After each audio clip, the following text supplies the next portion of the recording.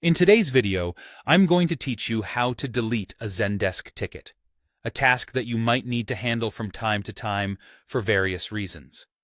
Maybe you need to clear up space, or perhaps there's a ticket that's no longer relevant. Whatever the case may be, handling it efficiently ensures your system stays organized and clutter-free.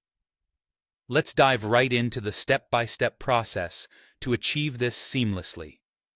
First things first, you'll want to start by opening the specific ticket that you intend to delete.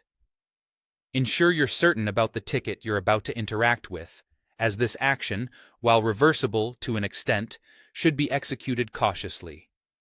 Now, once you have the ticket in question open on your screen, you'll notice it's filled with various details and options.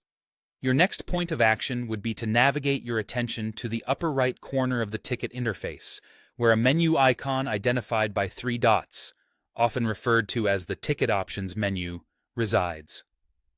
Clicking on this menu icon will present you with a set of options that pertain to actions you can perform on the ticket. Among these options, you'll find the Delete button. When you're ready to proceed, go ahead and select Delete. Now, it's important to note that deleting isn't the final frontier. It brings you to a confirmation step. This is Zendesk's way of ensuring that accidental deletions are kept to a minimum, providing an additional safeguard against losing important information unintentionally. After you've confirmed your choice to delete, the system will move the ticket to a space known as the Deleted Tickets view. This shift isn't entirely permanent just yet. What's beneficial about Zendesk's process is that it allows a 30-day grace period. Within this time frame, if you have a change of heart or realize that the ticket held crucial information, you can easily access the Deleted Tickets view to restore it.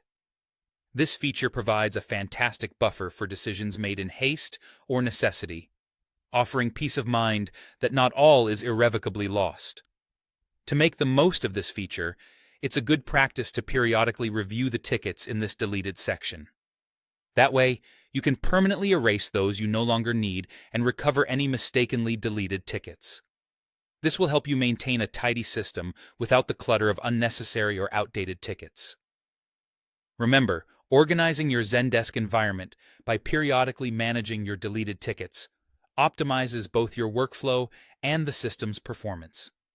I hope this detailed guide on how to delete a Zendesk ticket was clear and helpful. Thanks for tuning in, and feel free to revisit this guide anytime you need a refresher on the process.